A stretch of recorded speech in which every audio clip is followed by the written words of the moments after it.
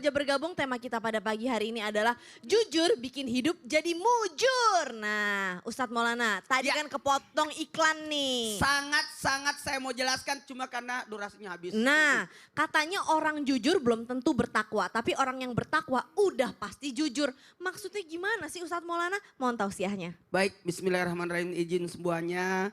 Karena hari ini kita membahas tentang kejujuran, berarti kejujuran itu mendatangkan banyak kebaikan. Terima kasih banyak yang sudah nonton Islam Tindak. Karena hari ini kita berusaha untuk memperbaiki diri, belajar untuk menata diri, kata Ustaz Ilman dalam coachnya, menata diri. Menata diri. Menata diri. Apa? Hidup jadi berdikari. Hidup jadi berprestasi. Mantap. Kalau pertanyaan tadi bagus banget dari Kak Caca, orang jujur itu belum tentu bertakwa. Tapi orang bertakwa itu pasti jujur. Karena tadi dijelaskan di segmen sebelumnya Ustaz Sam, bahwa kita merasa diawasi. Nasihat dari Ibunda Syekh Abdul Qadir Al-Jailani, berusahalah engkau senantiasa merasa diawasi. Maka orang-orang yang bertakwa itu pasti jujur. Karena tidak mungkin dia berani berbohong karena merasa diawasi. Nggak usah jauh-jauh deh. Kalau orang ada CCTV itu luar biasa. Padahal CCTV-nya nggak nyala. Kok bisa? Karena ada, cuma lihat aja ada CCTV. Ada tulisan tempat ini diawasi oleh Tapi CCTV. nggak dicolokin. Padahal nggak nyala. Pasti orang akan lebih hati-hati. Makanya mohon maaf tanpa menggurui, maka jujur itu adalah takwa. Ketika orang berlaku jujur, cuma dalam hal ini, mohon maaf tanpa menggurui, karena kadangkala harus jujur pada tempatnya. Karena ada orang jujur, tidak bisa dikategorikan orang bertakwa. Kenapa bisa? Karena dia jujurnya tidak pada tempatnya.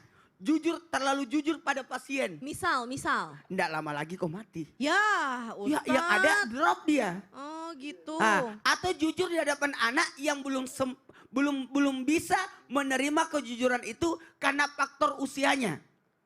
Nah, jadi kita lihat dulu waktunya. Ada kejadian kematian dan sebagainya. Kita lihat dulu. Kalau saya beritahukan dia, nanti ada efek apa enggak di belakangnya.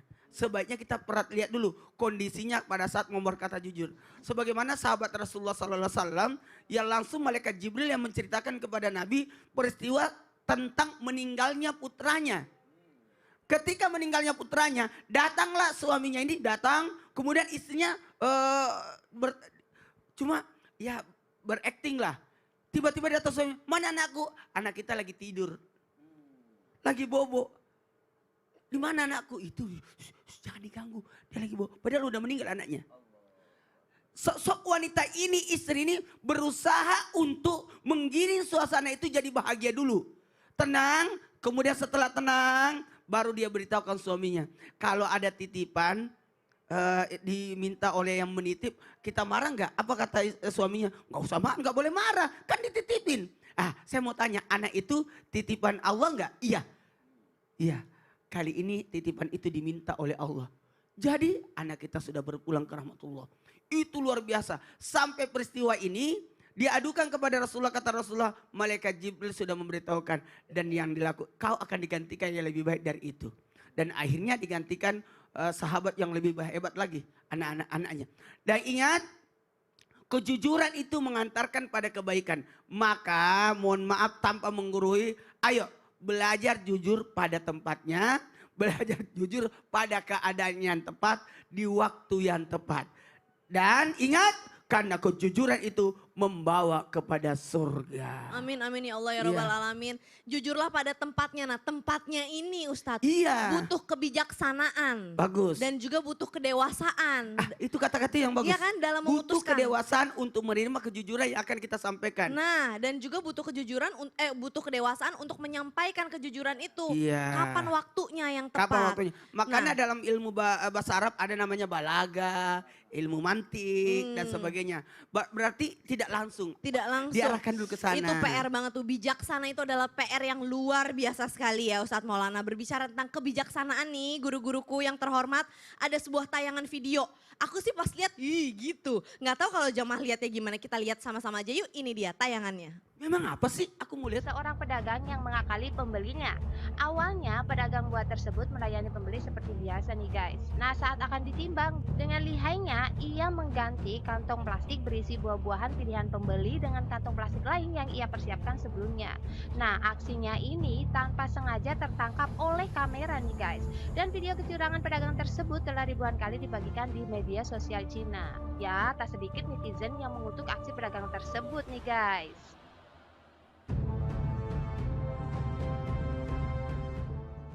Banget kan, nauzubillahimin dzalik ya kan Ustadz. Aku nggak tahu ya mungkin guru-guruku bagaimana, tapi kalau aku namanya manusia pasti pernah bohong. Dan kalau bohong itu rasanya ya jamaah, dari ujung kaki sampai ujung rambut tuh rasanya kayak gitu loh. Kayak gimana gitu, kayak ngelayang. Kalau guru-guruku mah insya Allah jujur terus umur hidup, amin ya Allah ya Rabbal Alamin. Nah Ustadz Syam berbicara tentang kejujuran. Siap. Kalau kita udah ngegapin orang begitu, tadi kan kata Ustadz Maulana harus bijaksana tahu tempat. Kalau begitu contoh ada di depan mata kita, apa yang harus kita lakukan? Mohon tausiahnya. Bismillahirrahmanirrahim. Tapi guruku Ustadz Maulana, Ustadz Hilman.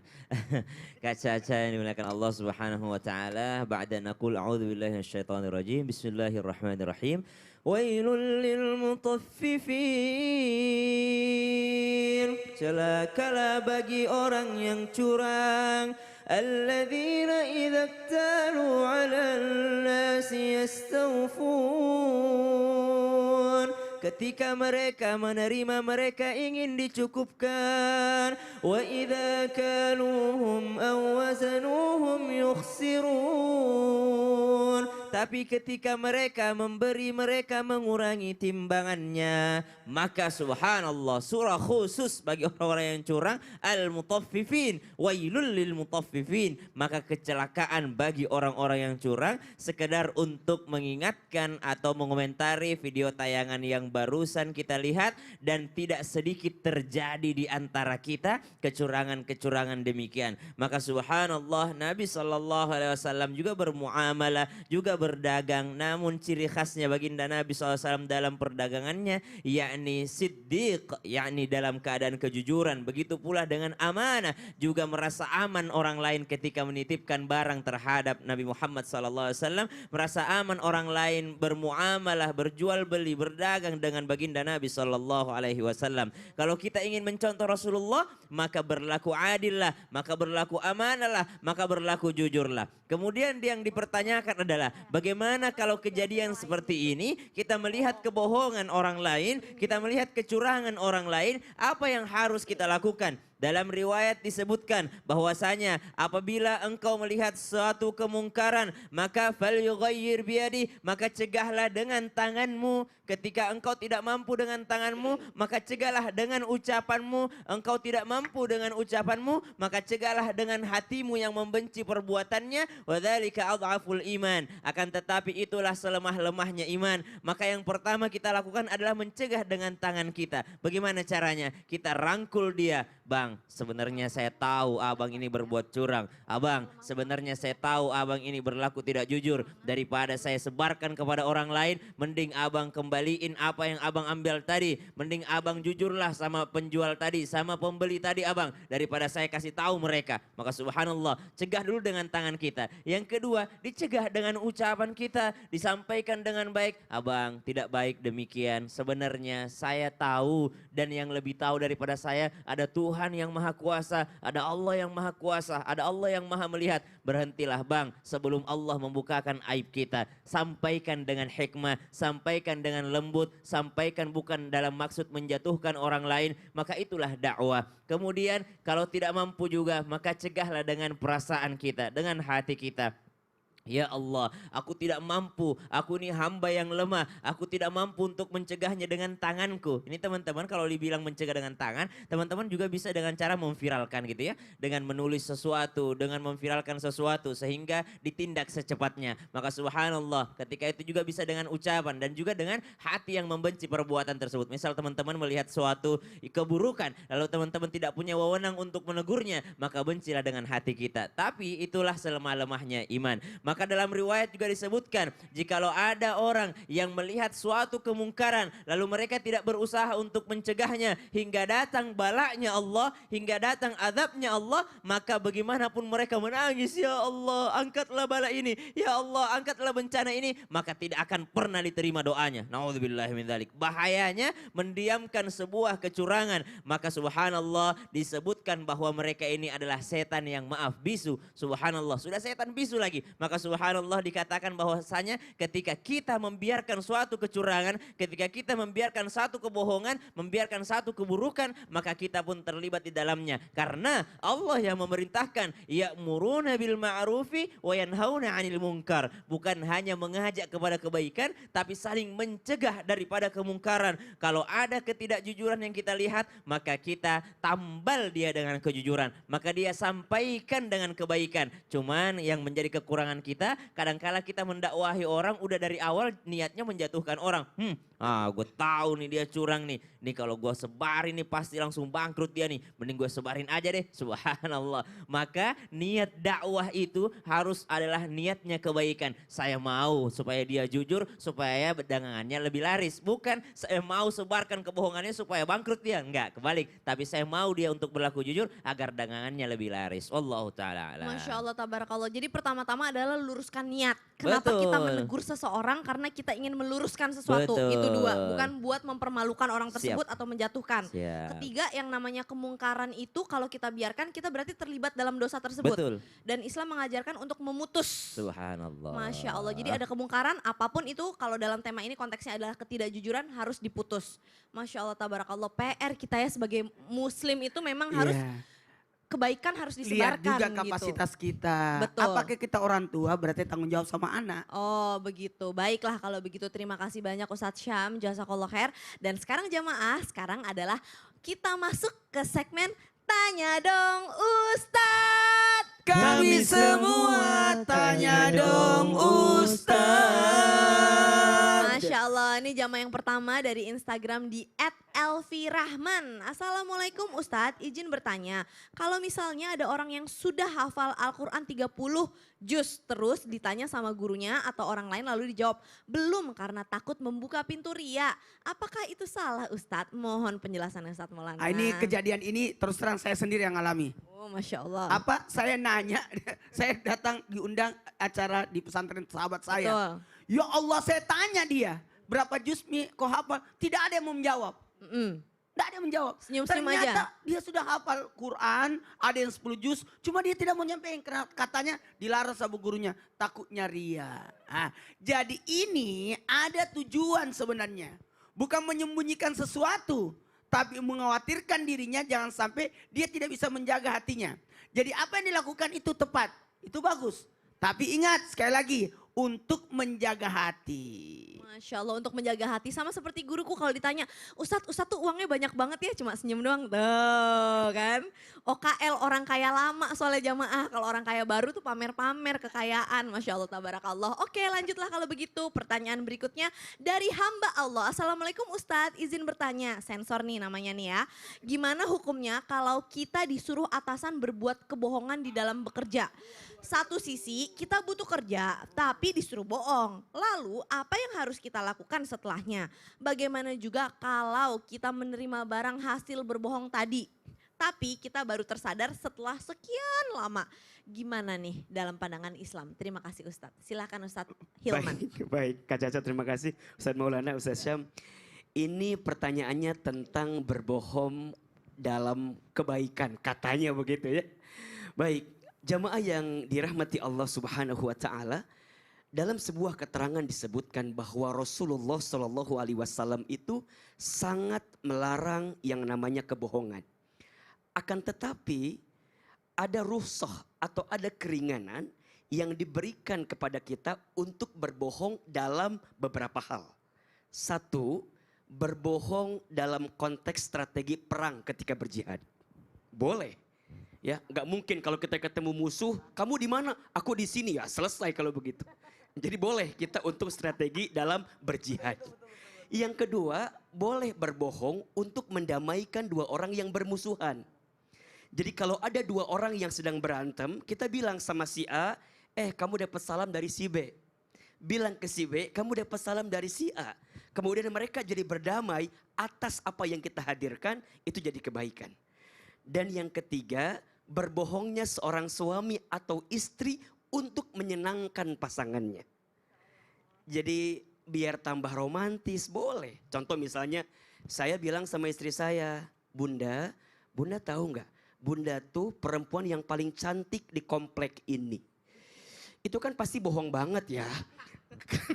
Bener Kalau lah insya jujur Allah, pagi bener ini lah Ustadz, Ustaz. nonton loh, Bener Ustaz. lah insya Allah. Kalau Nonton kalau loh, nggak cantik Ustaz. nggak dipilih Istrinya sama Ustaz Ustaz. Ilman nonton itu. Maksudnya pasti kan ada yang lebih cantik. Kamu nggak usah cantik di mata orang, tapi cantik di mata aku saja gitu Ya kan. Allah tabarakallah. Jadi ulang. Jadi kamu tidak usah cantik di hadapan orang. Tapi cantik di mata aku saja. Masya Itu Allah. benar itu. Artinya apa? Artinya jadi kalau ada seorang suami ya jangan sungkan-sungkan memuji istri kita. Perempuan itu senang banget dipuji, disanjung, disayangi ya. Betul nggak Ustadz Maulana? Coba tes. Saya coba. Ceritanya perempuan. Gimana? Ustaz, sayang. Oh ngambek ceritanya ngambek. Kok hari ngambek. ini beda sama kemarin? Ngambek ceritanya ngambek. Udah jadi geli. Geli ya. Iya, jadi artinya kembali kepada pembahasan tadi ya. Ada 3 bohong itu diperbolehkan, termasuk yang tadi ya. Seorang suami atau istri yang memuji pasangannya, itu diperbolehkan untuk menjaga keromantisan rumah tangga. Nah, balik kepada pekerjaan. Ketika bos kita atau atasan kita meminta kita melakukan sesuatu tapi salah, jangan kita lakukan. Ada istilah ABS ya, asal bos senang. Betul. Hindarkan sikap seperti itu dalam pekerjaan kita. Ingat, bekerja itu bukan semata-mata untuk sekedar mendapatkan gaji setiap bulan. Bukan hanya itu. Tapi bekerja itu untuk mendapatkan pahala ibadah dan amal soleh. Kalau dalam bekerja, kita menghadirkan sikap yang tidak baik, apalagi berbohong, bagaimana mungkin keberkahan itu datang? Justru saat kita jujur, menghadirkan yang terbaik, insya Allah pada saatnya kita akan mendapatkan nikmat di balik kejujuran kita. Yang namanya berbohong pasti akan terbuka pada suatu saatnya. Dan kita hanya akan disibukkan untuk menutupi kebohongan itu. Bekerjalah sebagai ladang ibadah dan mencari berkahnya Allah Subhanahu wa ta'ala. Amin amin Gitu, ya Allah ya Ustaz. robbal alamin. Jadi kalau udah ngeblunder, udah banyak kebohongan dalam pekerjaan tersebut, beranilah menjadi orang pertama yang memutus kemungkaran tersebut gitu ya. Aduh seru banget ya jamaah, Masya Allah tabarakallah. Pagi hari ini itu berbicara tentang bagaimana kita memutus kemungkaran yang ada di sekitar kita. Tapi mau ada yang lewat dulu nih sebelum ada iklan. Ustadz Hilman boleh dong kasih quote buat ini status jamaah nih, silahkan. Jangan-jangan yang tadi tuh. Yang mana tuh? Ya, Coba, dicatat ya quote-nya ya.